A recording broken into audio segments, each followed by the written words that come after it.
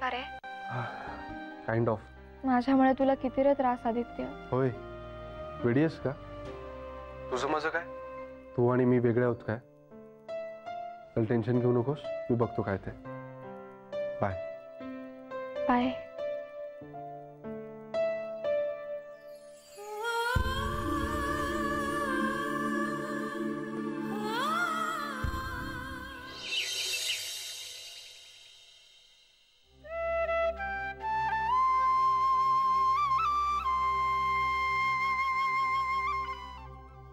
देवा,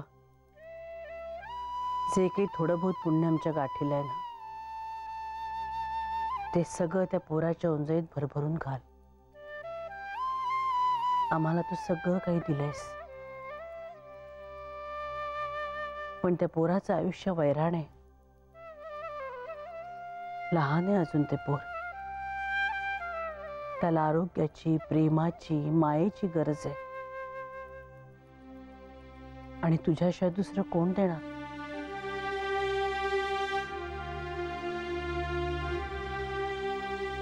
हो हो सांगते. बर बर ठीक आहे. ओके, काळजी घे. बाय. विजया, विजया, काय ग? टेन्शन मध्ये? प्रॉब्लेम आहे काही? प्रॉब्लेमच म्हणायला हवा. का? आता काय झालं? अगं प्लेटलेट्स कमी झाल्यात त्याच्या परत. आई शपथ, आपलं म्हणजे ना कोणाची म्हैस आणि कोणाला उडवायस असं झालंय. अर्चू काय? म्हणजे काय विजया?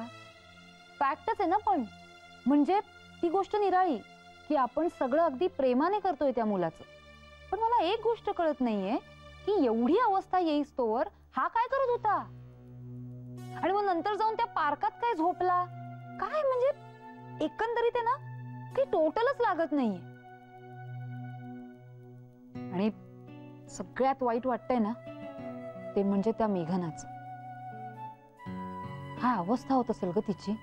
म्हणजे बघ ना, ज्याच्याशी लग्न करायचं होतं तो समोर असा हा आजारी पडलाय, आणि ज्याच्याशी लग्न झालंय तो शेजारी बसलाय. बाप रे, मला नसतं बाई झेपलं हे सगळं. अगं बास, किती चिकित्सा करशील अर्चू?